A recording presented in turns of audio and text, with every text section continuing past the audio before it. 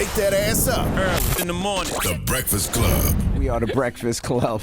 Let's get in some front What about page Happy news. Cinco de Mayo to your Chris? We're not going to do this all day, okay? I will not sit here and watch Chris Brown get more love than your Chris. Oh, my God. Okay. Well, let's start off with some quick sports. Now, last night, the Warriors beat the Rockets 103-89. The Rockets lost. Golden State Warriors move on. They won that series 4-3 in Game 1 versus the Cavaliers and Pacers. The Cavaliers lost last night. The Pacers beat them 121-112. Now, you talked about the boxing thing quickly. We can just go through them real fast. Ryan Garcia lost, right? Yes, he did. That's a Rolly Romero. Rolly dropped him in the second round, and then Ryan just tucked his tail the rest of the fight. But something was up with Ryan, though, because now that I think about it, Ryan wasn't even trolling or making no noise before the fight or nothing either. Like he was eerily quiet for a person that's been off for a year. Right. Now, David Haney also won Friday night as well. He Extremely beat Jose boring Ramirez. fight. Really? Horrible. Damn. Now, what about Canelo Alvarez? He fought Saturday. Extremely boring fight, but not because of Canelo. It's because of Scully. Scully was running around the ring the whole goddamn time. All right. Well, morning, Morgan.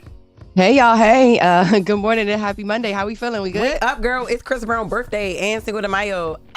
Okay. All right. Well, more of the shots, Jess. Dang. All right. So let's get into it. First on front page, President Trump had a lot to say about a lot in recent interview with NBC's Meet the Press. He was asked about Kilmar Abrego Garcia, who was deported to El Salvador in what the White House is calling an administrative error, but has since walked back those comments, saying he is a member of the MS-13 gang. In the interview, Trump expressed concerns about clashing with the courts, saying that the judges are in his way in these deportations. And he also said he doesn't know if he needs to uphold the Constitution and give Abrego Garcia due process. Let's take a listen to those comments. No, I have to respond by saying again, I have brilliant lawyers that work for me, and they are going to obviously follow what the Supreme Court said. What you said is not what I heard the Supreme Court said. They have a different interpretation. So he's saying that his administration is interpreting the Supreme Court ruling of facilitating Kilmar Abrego Garcia back here differently than, I guess, the rest of us. So this week on May 9th, the administration is facing a court-ordered deadline to provide an update on the steps that they've taken to return Garcia. So we will see what happens as a result of that deadline. Yeah, the fact that people are just breathing by, he says he doesn't know whether he needs to uphold the Constitution is insanity to me, okay? Presidents are constitutionally obligated to uphold the Constitution. That is the oath of office, okay? It requires the president to preserve, protect, and defend the Constitution of the United States. Now, if y'all ready to live in a post-constitutional society, then you need to ask yourself what that's going to look like. It might look like us having a military parade, So the president plans to hold a big military parade in Washington, D.C. this summer. When he was asked about the cost, this is estimated to be about $45 million. He called it peanuts compared to the value. Let's take a listen to the president's comments on his military parade that he expects to have in June. We have the greatest missiles in the world. We have the greatest submarines in the world. We have the greatest army tanks in the world. We have the greatest weapons in the world. And we're going to celebrate it. So that parade, he wants to be in honor of Flag Day, which ironically enough falls on his birthday, which is June 14th. And how much is that supposed to cost? So this time, $45 million. In his first administration, he projected, or he wanted to have one, and that one would have been around $90 million. So this is it's interesting. In that Meet the Press interview yesterday, he was just talking about his trade policies, and he said his trade policies may mean children may have fewer toys that cost more. He said, kids don't have to have 30 toys; they can have 3. What about him in his parade? That sounds crazy. You know what I mean? If you want kids to have less, shouldn't you have less? Yeah, it's giving Doge. Where's Doge when you need it, right? When's the last president to do that? Who was the last president to do that, to have a quote-unquote military parade? I am not sure. Let me double check on that one for you. Just before we get into that, I will say that he does appear to be okay with short-term recession due to tariffs. If it means creating the strongest economy ever, that's what he said. Trump insists that any short-term pain will far outweigh his long-term goals. He says the tariffs will bring manufacturing jobs back to the U.S., and it means more jobs for a stronger U.S. I just don't understand how American citizens have to sacrifice, but he doesn't. Like, he shouldn't be throwing a parade that's cost $45+ million of taxpayer money. That's not needed. If you want American citizens to sacrifice, then he should sacrifice as well. Absolutely. It looks like the last military parade that we had was in Washington, D.C. in 1991 to celebrate the conclusion of the Gulf War. So that would have been excuse me. I'm like, what presidency was that? That would have been Clinton, the first Clinton administration, or the last Bush. Okay. I'm like the last Bush. I'll clarify that at 7 a.m. But yeah, that's your front page news for 6 a.m. We'll continue this conversation that the president had with NBC's Meet the Press. 91, that was definitely George Bush Sr. If it was 91.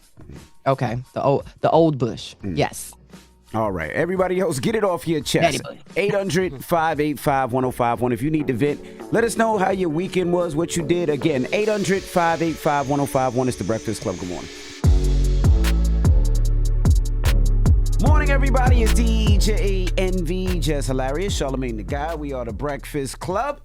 Let's get back in some front page news. What's up, Morgan?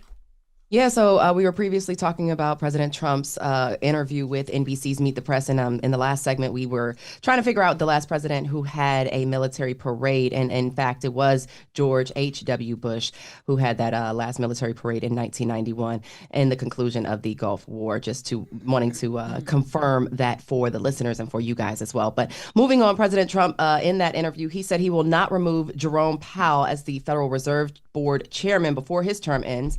Of course, he made those comments again on NBC's Meet the Press. Trump described the central banker as a total stiff and called for the Fed to lower interest rates. Now, the president said Powell is not a fan of his, but he expects the Fed to lower interest rates at some point.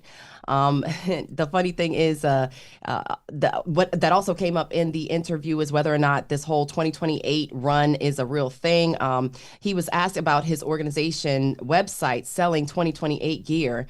And here's what Trump had to say in regards to being having a potential extra term, even though we know that it's not possible. Let's take a listen to President Trump's comments on that 2028 run.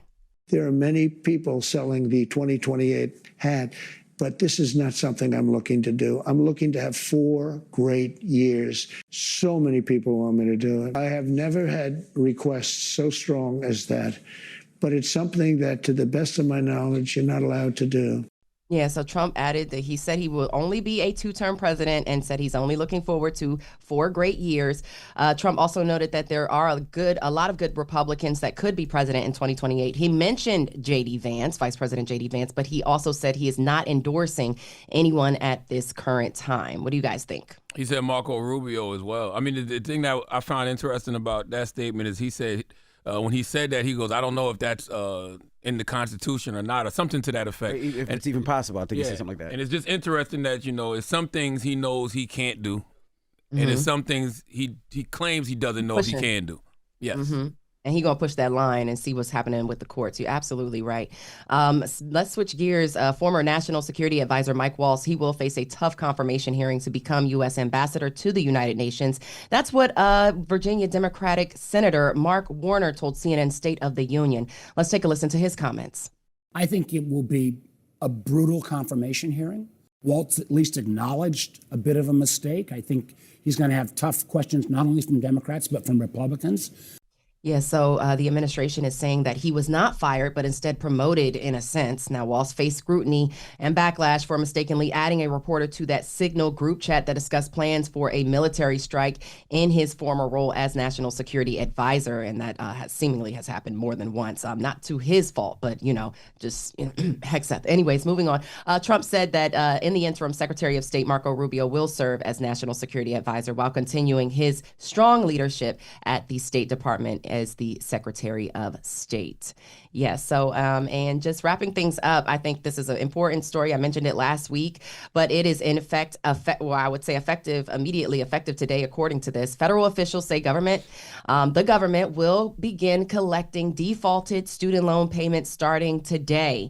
So if you need those tequila shots, those Cinco de Mayo shots, you might want to go ahead and take those early on and then get your coins together. So the collection efforts will be the first since the start of the pandemic. The Trump administration said the debt will be collected through a Treasury Department program that withholds payments from tax refunds, wages, and government benefits.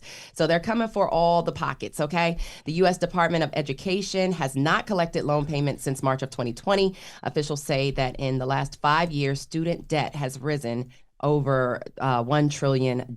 So if you got student loans, maybe try to make those payments, make arrangements, or do whatever you can to figure this part out, because in the midst of what's happening with this administration, I can't but help to think, and this is just my opinion, that this could also be one of those things that call for punishment or unnecessary punishment down the line. So just keep that in mind.